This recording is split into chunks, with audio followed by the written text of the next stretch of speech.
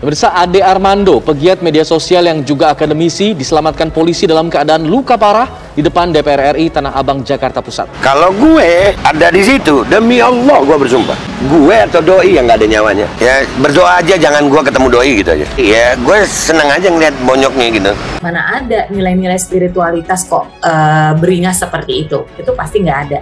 Kadrun bukan bagian dari sikap umat Islam meski mereka beragama Islam. Jadi kadrun itu ya dari bahasa Arab, asalnya kotor, namanya akbar, keruh pikirannya keruh. Demi Allah nih ya, andai kata ketemunya di depan aparat hukum, gue sikat depan aparat hukum.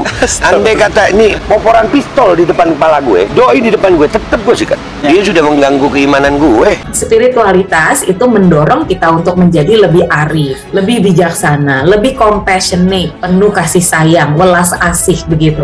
Nggak mungkin orang yang punya spiritualitas yang tinggi kemudian melakukan hal-hal yang biadab. Kalau ada gue di situ, gue pastiin gue atau dia yang nggak ada nyawanya. Gue atau dia yang nggak ada nyawanya. Gue pastiin itu. Karena kalau ada gue di situ, salah satu pasti udah nggak ada nyawanya. Entah gue, entah dia. Serius. Memperlakukan siapapun, bahkan copet saja ya, itu aja kita menentang loh. Ini kepada orang yang sedang menyampaikan pendapatnya. Kebencian kita itu tidak bisa menjadi alasan untuk melakukan itu. Bonyokin aku dong.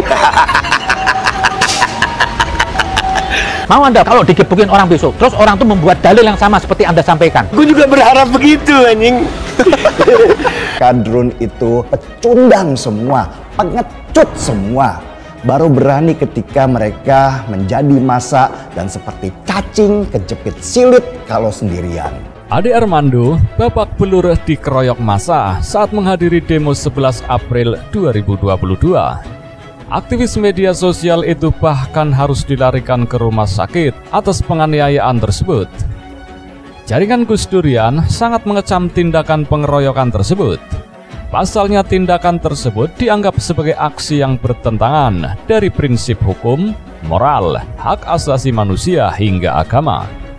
Koordinator jaringan Gus Durian, Alicia Wahid, pun mengatakan pihaknya menyampaikan 4 pernyataan sikap. Adapun yang pertama, bahwa jaringan Gus Durian mengecam dan mengutuk aksi pengeroyokan dan kekerasan terhadap Ade Armando. Problem kita hari ini adalah ketika suara dibungkam dengan persekusi. Itu problem kita hari ini yang terjadi pada Ade Armando. Keadilan, ya tidak adil jelas. Ya, memperlakukan orang seperti itu tidak adil.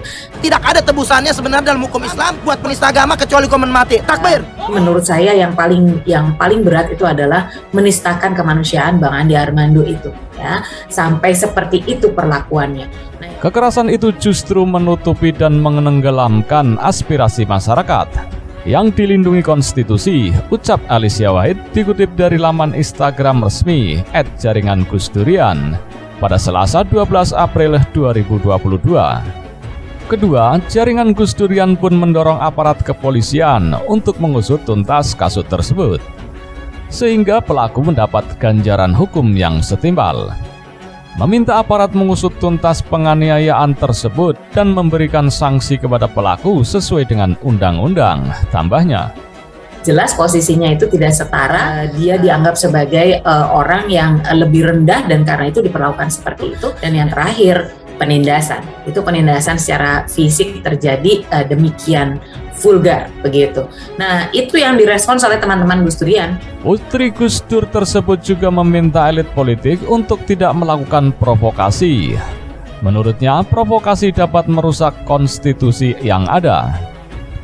Tidak melakukan provokasi dan spekulasi yang merusak konstitusi demi kemaslahatan bangsa hanya demi kekuasaan, tuturnya.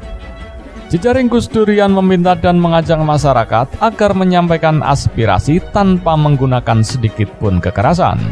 Menurutnya, penyaluran aspirasi harus berfokus dengan tujuan utama.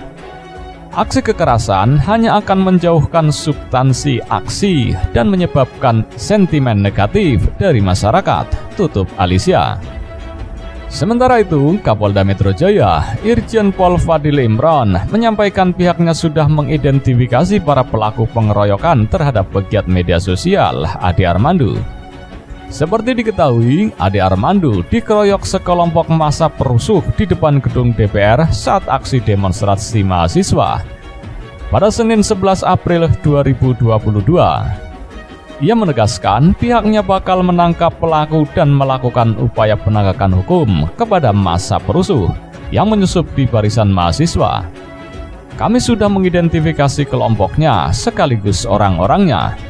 Penganiaya Ade Armando, ungkapnya pada Senin 11 April 2022. Fadil memastikan akan mendalami siapa saja yang melakukan provokasi, termasuk emak-emak yang memprovokasi massa untuk menganiaya Ade Armando. Sebab dari teriakan itu mengakibatkan penganiayaan dan melukai Ade Armando hingga terkapar.